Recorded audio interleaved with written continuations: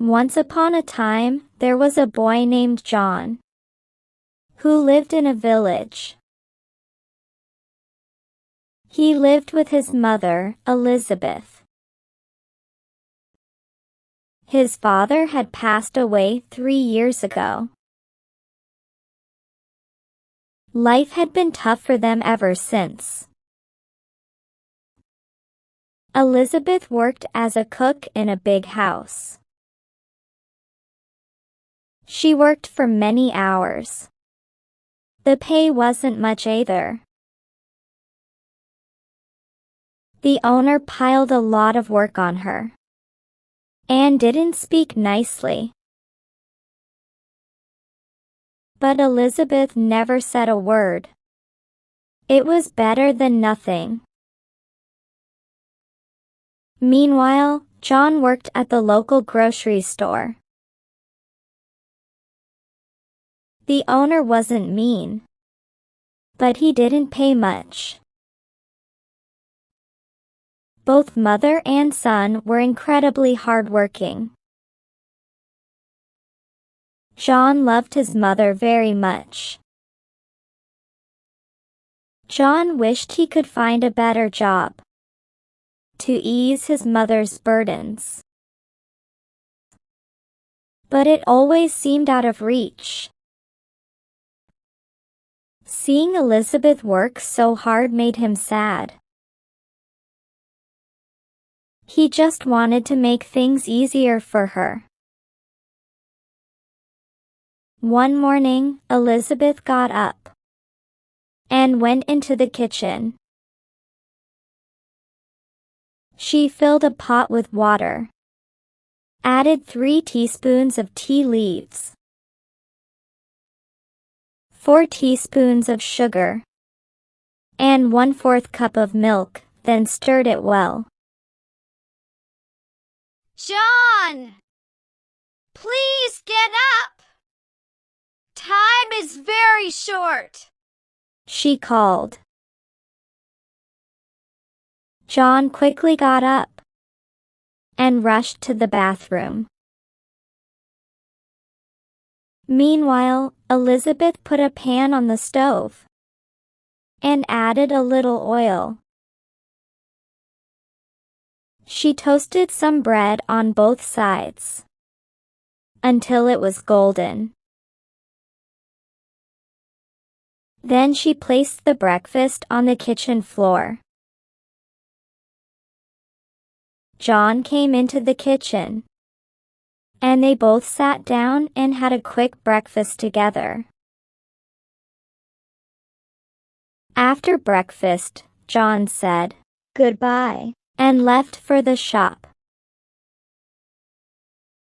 Elizabeth rushed to the bathroom, took a quick bath, and got dressed.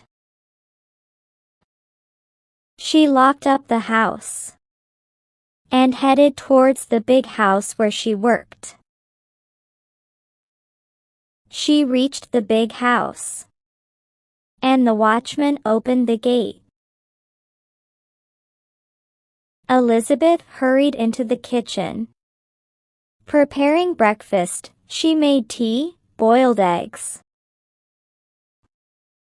toasted bread, scrambled some eggs, and poured warm milk into a jug. She added cereal in a bowl, poured warm milk over it, added sugar for sweetness, and stirred it slowly.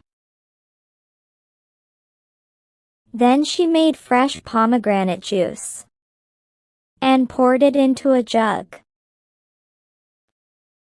Just as she was about to finish, the owner entered the kitchen. You didn't prepare breakfast yet, she shouted. Elizabeth quickly replied, No, ma'am. The breakfast is ready. The owner's eyes narrowed when she saw the spread. Where is the orange juice? She asked. I will make it right away, ma'am. Elizabeth replied, rushing to get it ready. The owner sighed angrily and left the kitchen. Elizabeth set the dining table in a hurry, and all the family sat down together to eat. Elizabeth stood by in the corner, ready to fetch anything they needed. Where is the honey, Mom? Mike asked his mom. The owner stared at Elizabeth with a sharp look. You didn't put honey on the table. How could you forget something as simple as honey? She scolded. Sorry, ma'am. I forgot. I will get it right away. Elizabeth apologized. John reached the shop and got busy sweeping the floor, while the master checked the shelves, making a list of items that were nearly finished. As customers started to come in, John quickly washed his hands. Can I get a loaf of bread? One asked. Sure. John replied, handing it over. The customer then asked for a few more items, which John fetched and handed over. The customer then went to the owner's counter, where the owner totaled up the items. That will be $25. The owner said, looking up from the register. The customer paid the bill and left the shop. After finishing dinner one night, Elizabeth made tea, and they both sat sipping it. John looked at her and said, Mom, you work so hard. When I get a better job, you won't do this job anymore. Elizabeth smiled. Sure, my son. But don't worry. I'm happy with my work. One day after work, the owner handed John his salary, saying, My son is on vacation now, so he will be working here from tomorrow. You should start looking for another job. John took the salary, his heart heavy. That night, John returned home, his face sad. Elizabeth noticed, and her heart sank. She thought, What's wrong?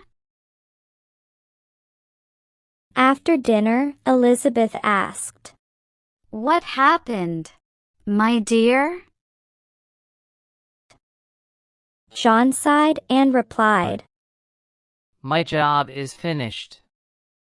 Because tomorrow the master's son will be working at the shop. He doesn't need me anymore. I thought I should go to the city to find a better job. Elizabeth looked worried, but John said, Don't worry, Mom.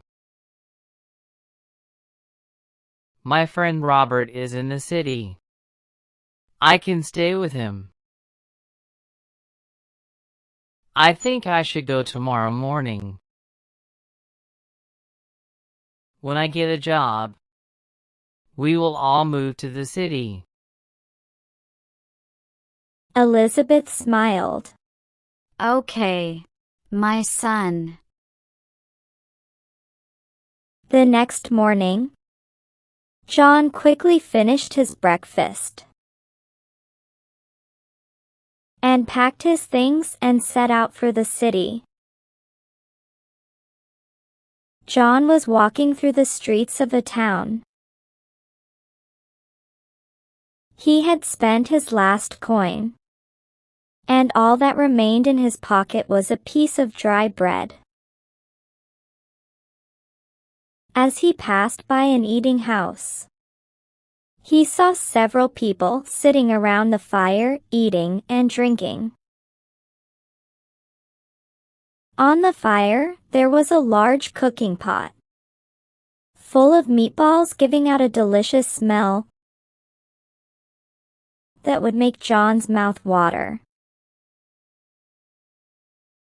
The owner of the eating house was serving his customers. He asked John if he wanted to buy some meatballs. No, John said. However, John walked to and fro, enjoying the smell. He took the piece of dry bread out of his pocket and held it over the pot. After a minute or two, he slowly ate the bread, and he tried to imagine how it would have tasted with the meatballs. This was only by smelling the meatballs.